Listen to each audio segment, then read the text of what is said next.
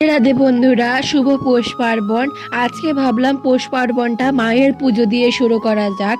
তো আমাদের বাড়ির পাশে একটা উদমাকালী মা আছে, যে মা মাটি থেকে উঠেছে পাথর। আমরা কে কিভাবে আজকের দিনটা শুরু করলো আমাকে অবশ্যই একটু কমেন্ট করে জানিও। আমরা তিনজন বেরিয়েছি মায়ের কাছে পুজো দেওয়ার জন্য।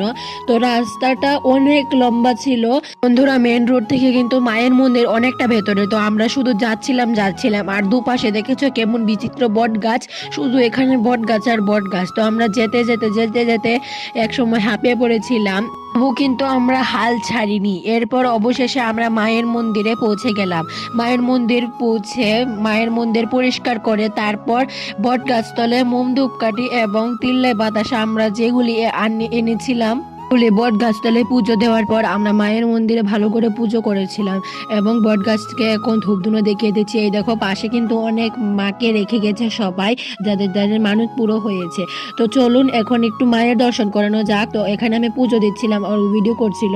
আর ভেতরে দেখো মা, পাথরের মা জয় বন্ধুরা, মা কিন্তু এখানে প্রচন্ড জাগ্রত। তোমরা অবশ্যই কমেন্ট বক্সে জয় মা উদমাকালী লিখেছো। তো আজকের মতো মিনি ব্লগটা এখানে শেষ করছি।